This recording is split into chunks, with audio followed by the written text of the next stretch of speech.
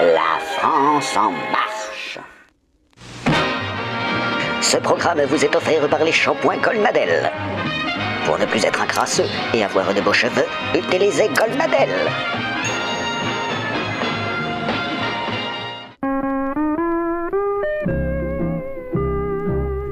C'était il y a un an, souvenez-vous.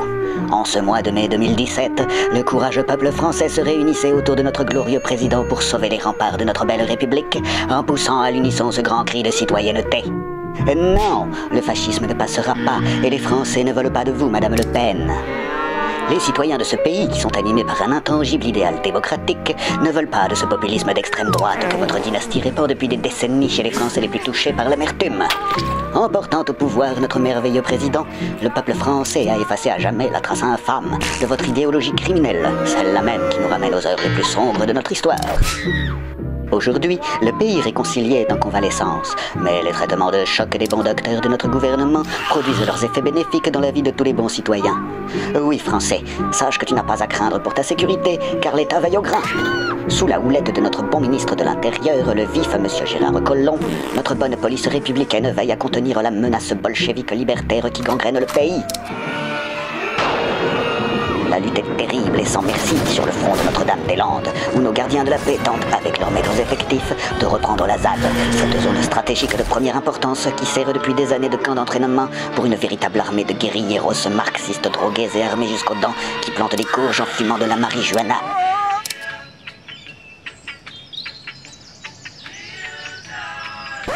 Il est plus que temps de chasser ces ignobles écologistes qui souillent notre belle campagne, là où le progrès ne demande qu'à s'installer.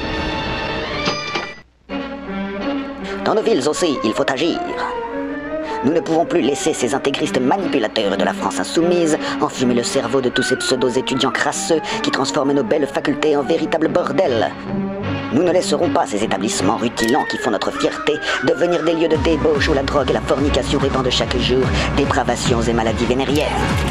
Face à cette chienlit malodorante, l'État doit se montrer ferme. Heureusement, le pouvoir peut, comme à chaque fois, compter sur l'appui de son vieil allié de toujours. Oui, gloire à l'extrême droite, et merci à la délicieuse Marie de Le Pen, qui a su trouver les mots justes pour dénoncer tous ces dangereux terroristes. En réalité, ce sont des milices d'extrême gauche que l'on connaît bien, que l'on a détectées, qui depuis 5 ans cassent tout sur leur passage, dégradent tout sur leur passage, et on y retrouve les mêmes punks à chiens qu'à Notre-Dame-des-Landes. Oui, madame, que votre idéal d'autoritarisme continue d'influencer tous ces sympathiques électeurs adeptes du dialogue et de la grenade de désencerclement.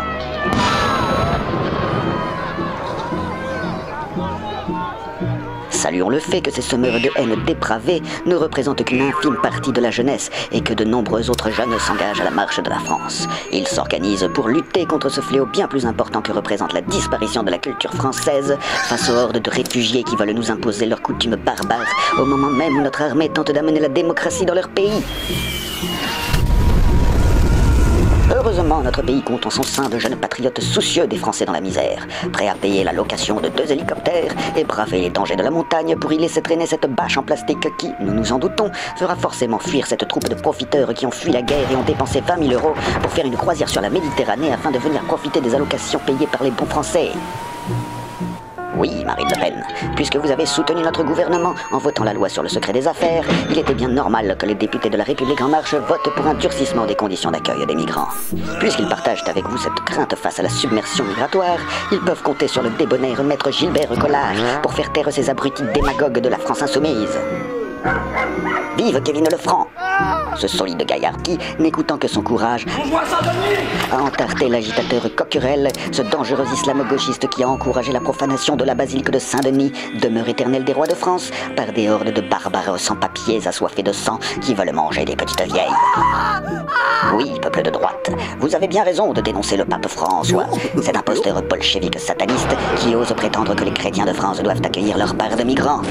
Soyez confiants, patriotes clairvoyants, nostalgiques de l'ordre moral et amateurs de mode paramilitaire, car notre bon président, qui est, de l'avis des hommes d'église, un homme bon et pétri de spiritualité, a, une fois de plus, et grâce à notre police républicaine, su prouver qu'il était animé par une bonté chrétienne de tous les instants.